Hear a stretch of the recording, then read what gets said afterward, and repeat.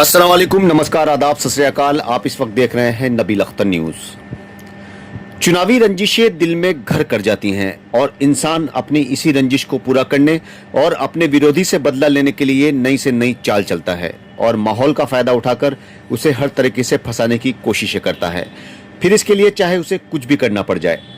एक ऐसा ही मामला सामने आया है नूरपुर में, जहां पर 18 जून 2026 को गांव चांगीपुर में ईख के खेतों में गोवंशीय बछड़े के अवशेष मिलने की खबर पुलिस को मिली तो पुलिस मौके पर जा पहुंची।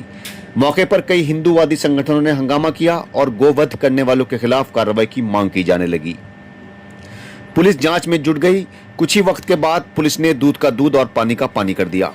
दरअसल पुलिस को 20 और 21 जून की रात को खबर मिली कि गोवध करने का आरोपी फैजान उर्फ सोनू निवासी गांव चांगीपुर नूरपुर कहीं जा रहा है। पुलिस ने उसे घेर लिया और मुठभेड़ के दौरान उसे गिरफ्तार कर लिया गया।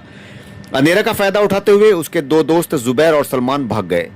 पुलिस ने फैजान से पूछताछ शुरू की तो परतें खुर्तिल चली गईं।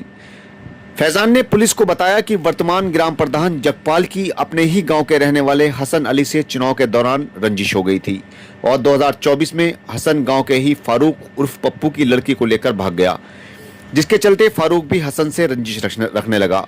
हसन के खिलाफ पहले से ही कई मामले कई थानों में दर्ज हैं। वो नूरपुर का हिस्ट्री शीटर भी है। आने वाले वक्त में प्रधानी का चुनाव होने वाला है और इसी के चलते गांव में हसन की हैसियत कम करने और उसे गोवध जैसे मुकदमे में फंसाने के इरादे से इन लोगों ने ये घटना करवाई और हसन को फंसाने की कोशिश की।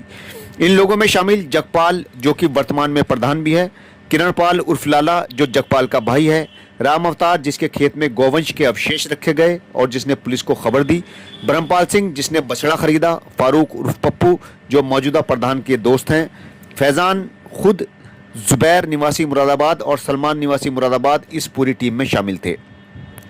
फैजान ने ही घटना वाले दिन एक नया सिम एक्टिव कराया और अपने दोनों साथियों जुबैर और सलमान के साथ बासपुर से आ गया। प्लानिंग के तहत ब्रह्मपाल बछड़ा लेकर आया और इन तीनों के हवाले कर दिया। इन्होंने मिलकर उसे काटा और उसके अवशेष प्लास्टिक के कट्टे में भरकर राम अवतार के खेत में रख दिए और सिम को तोड़कर मौके से फरार हो गए। सुबह होने पर इन्होंने प्लानिंग के तहत राम अवतार ने ग्राम प्रधान जगपाल को बताया और जगपाल ने राम अवतार को पुलिस को खबर करने की बात कही। राम अवतार ने पुलिस को इत्तला दे दी। इस मामले को तूल देने के लिए जगपाल ने पहले से ही कई हिंदूवादी संगठनों को मौके पर जमा कर लिया था और हंगामा करते हुए इन्होंने हसन और उसके दो साथियों पर गोकशी का आरोप लगाया। लेकिन पुलिस ने इन सभी के प्लान पर पानी फेरते हुए असली आरोपियों को गिरफ्तार कर लिया। पुलिस ने ब्रह्मपाल उर्फ संता, राम अवतार, किरणपाल, जगपाल और फैजान को गिरफ्तार कर लिया है और इनके 3 साथियों जुबैर, सलमान और फारूक की तलाश जारी है। दिनांक 18 जून के सुबह में थाना नूरपुर क्षेत्र के ग्राम चांगीपुर से पुलिस को एक गोवंशीय बछड़े के गोवध की सूचना प्राप्त हुई थी, जिसमें तत्समय सुसंगत धाराओं में अपराध पंजीकृत कराया गया था। प्रकरण के अनावरण हेतु पुलिस अधीक्षक महोदय द्वारा कई टीमों का गठन किया गया था। कल बीती रात पुलिस मुठभेड़ के दौरान मुखबिर की सूचना के आधार पर एक अभियुक्त फैजान की गिरफ्तारी की गई, जिसे घायलावस्था में CSC नूरपुर दाखिल कराया गया था। घटना में मौके से 2 अभियुक्त सलमान और जुबैर फरार हो गए थे।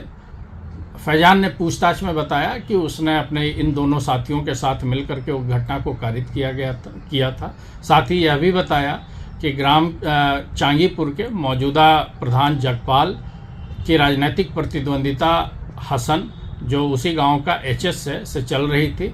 साथ ही फैजान के पिता फारूक की लड़की को भी भगाने में वर्ष 2024 में हसन आरोपित था, जिस पर तत्समय मुकदमा पंजीकृत कराया गया था।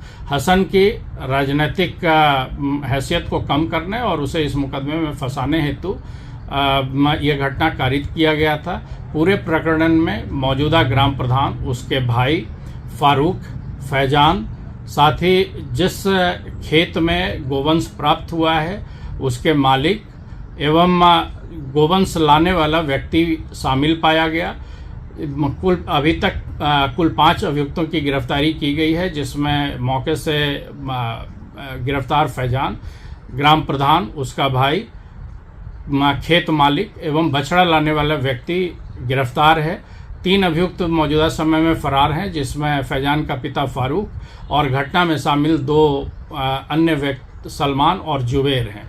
पूरे घटना का उच्चाधिकारियों द्वारा सतत अनुश्रवण किया जा रहा है। संपूर्ण विधिक कार्रवाई समयबद्ध रूप से पूर्ण की जा रही है। शीघ्र ही फरार अभियुक्तों की गिरफ्तारी करके घटना को निस्तारित किया जाएगा।